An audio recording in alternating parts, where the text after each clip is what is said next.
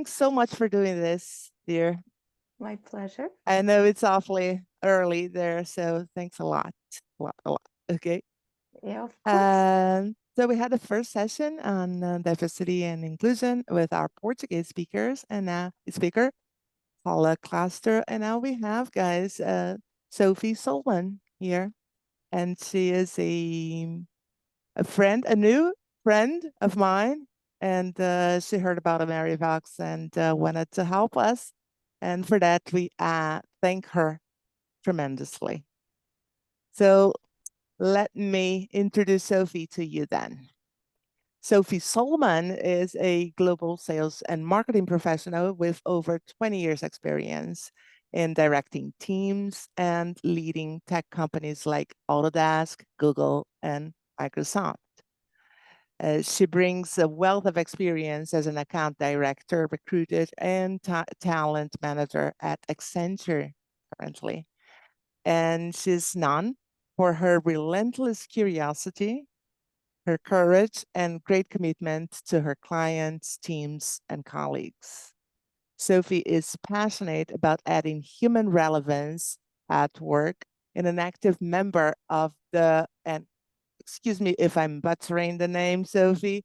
Please correct me if I'm saying it wrong. Is it HAERG?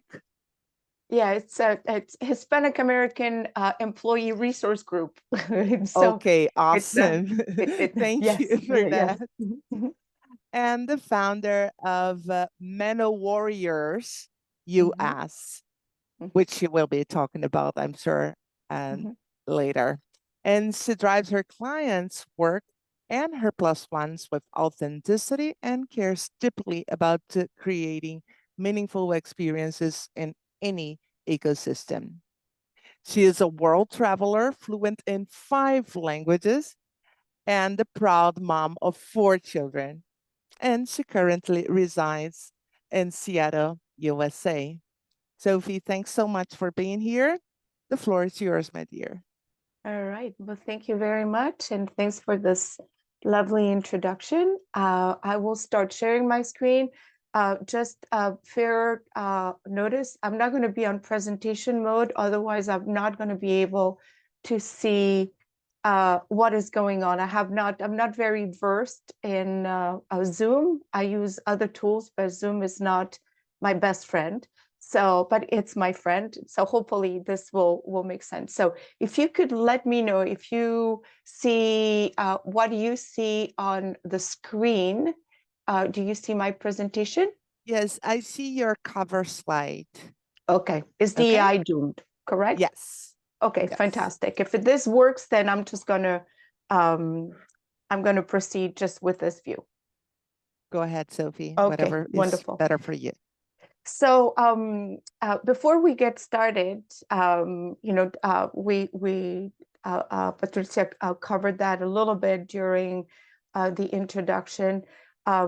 Human experience in the workplace for me is paramount in the way that we conduct ourselves at work, and being mindful of the experience that we give others. Um, for me, is an indication of not only the success of the corporation, but the success of the individual within that context. So DEI for me is it's something I'm very passionate about. I've been working in DEI for over 12 years when it started to become a cool thing. And I am a strong believer that creating diverse, equitable, and inclusive environments is um, a recipe for financial success for corporations. It's also a recipe for fulfillment in the workplace, because when everybody feels that they belong, and this is where DEI misses the belong part. So it's diversity, equity, and inclusion, and belonging. So when people feel like they belong within an environment, it is conducive to increased productivity, loyalty, and collaboration. I've been involved in a lot of programs, individual programs outside of the corporations that I work for, but also inside of the current corporation that I work for. I'm a member of the Hispanic American Employee Resource Group, where we drive a lot of initiatives to make sure that we provide a path to growth, success within the corporation. I'm also an inclusion ambassador. I work with leadership in my company to bring awareness around what are the ingredients that they need to be mindful of to be able to be an inclusive leader and create those environments where everybody belongs. And finally, one of the things that Patricia mentioned is that I created, because I'm a woman and we are considered a minority, believe it or not, at least in the United States and within a lot of different environments. And our company is has an aim to getting to binary, and I insist on that term, a binary parity in leadership by 2025, which is now. I created an employee resource group called the MenowarriorsUS, where we bring awareness around the mental and physical and psychological impact of perimenopause and menopause in the workplace. And it's talked about openly, so women have a greater chance to find their grounding and their place in the leadership. As you can imagine, women that hit the 40 to 45 age mark usually are in a position in their careers to be able to take on leadership roles because of their experience and because of the time that they've been in the workplace. And that's usually when perimenopause and menopause hit, and the impacts, physical and mental impacts of menopause can be devastating. So that's just a little bit about me and why this topic is important, and it's going to be relevant as we go through it. So I called this presentation as DEI Doomed for many reasons. DEI has been up to now the next shiny object. The United States as the leader of the modern world, that I don't know how I feel about it today, but in terms of its impact and financial authority that it has in the world, is usually the country that sets trends and sets kind of patterns for the rest of the world. And for the last 10 years, or up to the last 10 years, DEI had a huge place in terms of the way that the country was conducting itself, but also how it influenced legislation, it influenced corporations, it influenced education. And a lot of companies and institutions in general were very keen on adopting DEI practices. We can talk about what those things looked about and why it was important. But that next, the next shiny object has been doomed, let's say, since this new administration has taken place in January in the United States, and DEI now is equated to a bad word.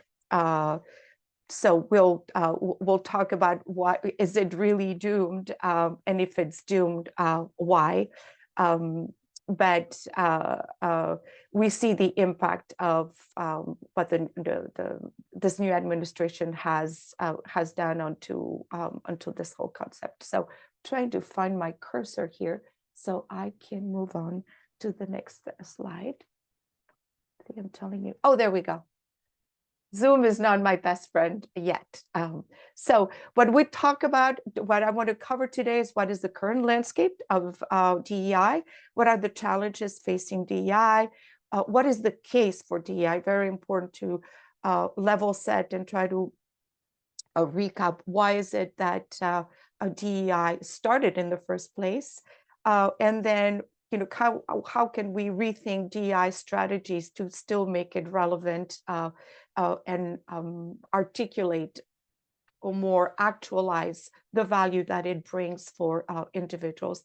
And then we'll just get into conclusions. And I'm happy to take questions if there's room for that. I don't know. This is new to me, and if I'm talking too fast, I know I'm being interpreted. If I'm talking too fast, let me know and I'll be happy to make some adjustments. So moving right along. So what is the current landscape? So as I mentioned, there's been a lot of legislative actions that have been taking place recently and by this new administration. And DEI now has been literally banned to anything that has to do with the public sector. So just to give you an idea, the word diversity is being eradicated from any public documents. So the minute you start mentioning diversity, you are being penalized. So you cannot use diversity in any legislative laws that you implement. You cannot use the word diversity in your corporate vocabulary. So just think about being basically it's if you start talking about DEI, you risk to not only be penalized by law, but you also risk to lose funding, federal funding. As many of you may know, the United States is a federated country, so although the states work have their own legislation and they have a certain level of autonomy, the federal government does provide a lot of support, financial support. So the legislative actions have impacted just about every aspect of our lives. Excuse me, I have a little bit of a cold. So primarily all public institutions have been impacted in anything that has to do with the public sector. So think about libraries, think about any government offices. When you go into, I just got my passport done, any wording that had to do with, we provide an inclusive environment, nobody needs to be discriminated, all those things have disappeared. And I have been banned. Where the huge financial impact, or where we see on the day-to-day the impact of this legislations, have to do at the corporate level. So chief diversity officers or all arms of HR departments, what are known as human resource departments that have to do with DEI, now in corporations are gone. It's been absorbed by HR. So you have chief human officer, what they call chief people officer of the human resources department. There are most corporations, if they want to receive federal funding or if they don't want to be penalized with government projects, and I give you some examples, they need to eliminate anything that has to do with DEI. And so that is, and we've seen an immediate impact. So sometimes laws have take a while to be implemented or take a while to be active. With this new movement since January, it has been absolutely immediate. So you have several corporations like Walmart, Accenture, which is my employer, or Meta, that have reduced or completely eliminated their DEI programs. And I'll give you an example. I was on the faculty on a program called Drive and Shift, which basically took minority employees, and we're talking about people from the Latino community, African Americans in the United States, or anybody where English was not their first language, but also that came from programs that promoted diversity. Those programs were consistent, two different 6-month programs that taught leadership skills, that opened up opportunities for employees to get continuing education, a lot of hand-holding in terms of how to climb the corporate ladder because of equity, and we'll talk about what equity really means. All those programs have been eliminated. So basically, it's free for all. And as you can imagine, people that come from environments that are not socioeconomically in par for the rest of companies do not have access to information or funding or even coaching to be able to navigate the corporate water. So what is happening is, and I see it in my company, is that white men rise to the top. And that is a direct impact of the rollback of all those programs. And then, of course, you have all the legal pressures. So you have government or the federal government putting a lot of pressure on companies to eliminate those programs because they do not believe on the effectiveness, not only on the effectiveness, but on the concept of DEI. So what is also happening, you have educational institutions, and I think most of you, at least this is big in the United States, Harvard University has basically told the federal government to take a hike I'm trying to be very polite here, and said, you cannot tell us that we cannot have diversity, equity, and inclusion programs in our company. We are a private institution, and they are forfeiting billions of dollars from the federal government because they're being punished for not rolling out DEI programs. And that is significant. So what happens, and this is where I want to talk about a little bit about equity. What equity does is that it looks at an individual, it's not based on meritocracy. What it's done is looking at where an individual comes from and the opportunities that an individual has been given throughout their lives to be able to actualize a lifestyle, to actualize opportunities, to actualize success and prosperity. And there is a fantastic movie that describes this, where you have a coach there's a row of individuals that are about to run a mile. And before the gun goes off, where all get to run to the finish line, the individual that's going to pull the gun literally tells those that grew up in a household with both parents, those that had food on the table every day, so those that had slept in the same bed by themselves every day with a mom and dad, to take a step.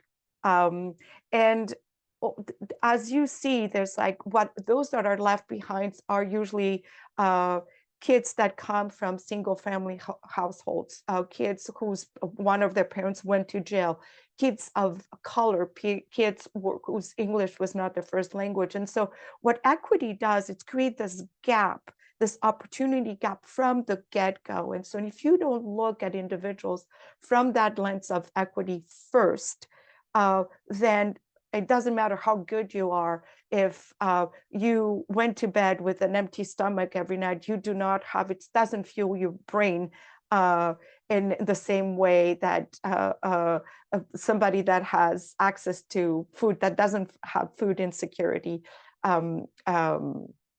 has. So it's very important, and at the educational institutions, in my opinion, are paramount because they are the foundation that's going to feed the workforce of the future into corporations. So legislation has had a tremendous impact on DEI in the United States, and this is where the concept of doom comes. Is like, well, if the government is not supporting us, if not only we can go to jail or we are forfeited funding to be able to actualize all the programs around DEI.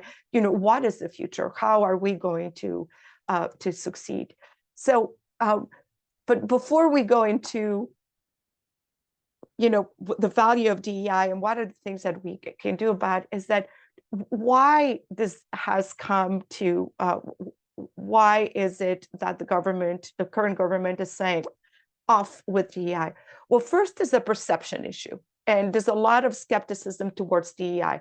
Is it something that is just a little box that we need to check and say, oh yes, we're doing all the right things, or why are we privileging people of color? Why are we privileging women? Why are we privileging? And it's a perception. We are not privileging anybody. What we're doing is addressing the concept of equity and trying to make sure that everybody has the same chances at succeeding. But as you know, perception is reality, and the skepticism that we have towards DEI really resides on that perception that we have, right? So there's also a lot of entitlement that comes with wealth and privilege. And that is a huge impact. There's also the concept of, political motivations. And so here in the US again, and I want to be very mindful of the fact that I'm talking from a perspective from the United States, although I'm not American and although I've traveled all over the world, this is what I'm here to share my perspective from a US-centric mindset. The political motivations around or the perception that it's a political motivation, the white conservative party that is currently managing our country looks at individuals like me that have a more of a social conscience, or look at the world through from a point of view of society and not necessarily the individual, thinks that we are radical leftists. And what we're here is to take the privilege away from the whites. And so DEI is scary. It's like, what do you mean? I'm going to be in a classroom with people that don't speak my language, or people that don't look like me, and that really scares people. And so that perception, and not only from what is really DEI, is that why are we giving privileges to those that really don't deserve it, and this ironic, or it's not ironic, it's kind of sad, but this a warped perception on what it is, and how it's like it's basically you taking from the whites and you taking from people of privilege to give it to those that don't deserve it, is what really impacting. It's that perception issue is making it very challenging to be able to make a case for it. There's also, just to be fair, structural flaws. So what I mean by structural flaws is that when in the way that DEI has been implemented, there is not a standardized ways of designing it, rolling it out, and implementing it for different reasons, because it's fairly new when you think about it. If it's 10 or 15 years old, it's fairly new in the political and also the corporate context. And it's been a little bit of hodgepodge. Some corporations would say, well, let's just make sure that we have a diverse workforce. What does that look like? It's not always well thought out. Some corporations do it extremely well, or some governments do it extremely well. Some educational institutions can also do it extremely well. And others are more like, oh, we really need to check the box because it's the next shiny object. So it's not all one-sided. What I'm getting at here is that it's also in the way that it's designed and the way that it's implemented. At times, you start doing a deep dive and you realize that it was a little bit of, it was a fine idea, but it was not necessarily strategically designed. And so the structural flaws contribute to the negative perception that individuals, corporations, and the government may have about about DEI.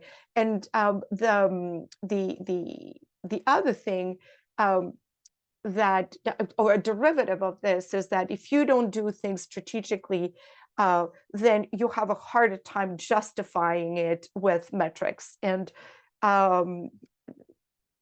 data informs. It's very hard to argue with data. So those that have done it well and have data to demonstrate that DEI works and DEI has a positive impact, it also impacts the bottom line. I think that a lot of money talks, right? So it impacts the bottom line. Those that have done it then have a case for it, but more than not, there are not always or at least, and I'm being very general here, we only have 30 minutes to be able to cover this topic. So I'm trying to, I'm giving generalities, but I think that each of those slides that I shared deserves its own presentation, really, just to be fair. But I just wanted to at least touch on this. Is like, so you've got on one side the perception, what the heck is DEI? Then you have the, well, I made up, or there's not, let's say, standardized rigor across the board in terms of how it is that you are supposed to roll out a full DEI strategy.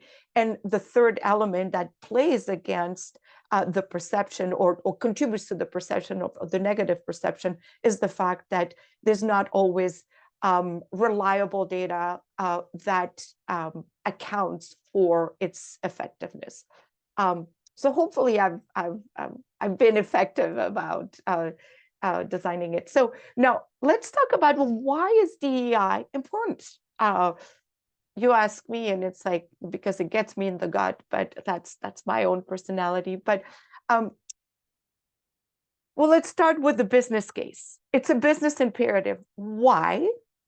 Because when you have a diverse team, it's like, think about it as hybrid vigor. When you have a team of individuals that come from different backgrounds, that have different perspectives, that bring their whole cultural, I don't want to say baggage, but it's more luggage in a really good way, the cultural values, value system, you're going to have a very rich environment. And think about hybrid vigor. It's just like DNAs from all kinds of different places that are going to mingle together and come up with something that is highly creative. It is, there's something really compelling, and I've seen it in the act, and this is where I get really passionate. If you get, I encourage, let me backtrack a little bit. Usually when I hire a team and I build teams, I want to make sure that there are as many points of view, people that are different, people that have different personalities, like, you get an accountant that is very pragmatic with somebody that's highly creative, and put them at the table and have them discuss, because you're going to come up with very different perspectives, and it's that hybrid vigor. You're going to come up with something that is usually a discussion, a compromise among different ideas. And so those diverse teams, and it's proven, the data shows it, creates a much richer environment. There's a lot more problem solving going on. There's a lot more innovation. The more diverse the team, the more innovative the outcome. It also improves decision making. What I mean by that is that you don't have, like, you're going to make a decision that takes into consideration a lot of different perspectives. Therefore, you're a little more fair, and you take all different points of view into consideration when you come up with that output. And again, fosters innovation. And it's, I can give you tons of examples about this, but we're running out of time, and I am not going to do that. So let's see, where was I? We were in the challenge. Look, here we are. So it's also a matter of social responsibility. You want to, and this is kind of what I was talking about earlier, is that we have a responsibility to all our citizens, and we have a responsibility to the world to be inclusive and to see every individual for who they are. And it doesn't matter what's the color of their skin, their sexual orientation, their religion, their physical appearance, their level and intellectual ability. We have to, I think that's my own personal opinion, but there's a huge element of social responsibility and equity, as that's where things become extremely important. Now, the thing that I like about this slide is that amongst all this backlash, there are still pockets of resiliency. There's still people like Harvard University that are saying, I don't care about the money. Well, they're in a position where they don't have to care about the money, but we're going to continue to do this, and they have. So what are the things that we need to be mindful in terms of, what is the future of DEI? So just like data informs, right? So if there is a lot more data that is provided to the values, what is the value? What is it's usually it's money, right? Or like we're looking at retention of individuals, the amount of innovation that comes out of diverse environments. What is the bottom line for corporations? If we're able to do this with a lot more rigor and continue to drive, that's a case, drive that concept, that's a case that is going to benefit DEI.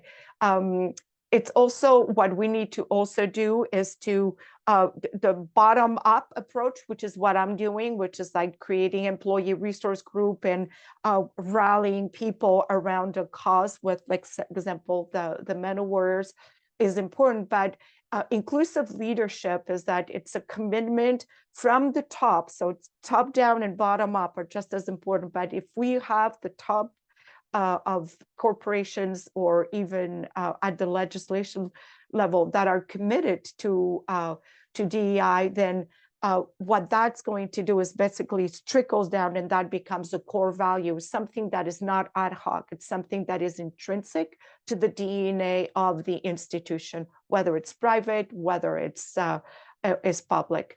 And then what we need to also do is to broadening the scope. It's just like to really look outside of color, of race, of sexual orientation. We got to start looking at, disabilities, for instance, or, what is the role that the autistic population of people that are visually impaired or hearing impaired play in that equation. So is DEI doomed? I don't believe it is doomed. I believe that we just need to take a really good look at what we've done well, what we can do better, and be a lot, instead of being aspirational, being a little more pragmatic and really focus, excuse me, really focus on the things that are measurable and that are going to help build a case for its future. And so I think that wraps it up. I know I'm a little bit over time, but obviously, as you can see, it's some topic that I'm extremely passionate about, and would love to have the opportunity to come and talk further about it. So that's it for me.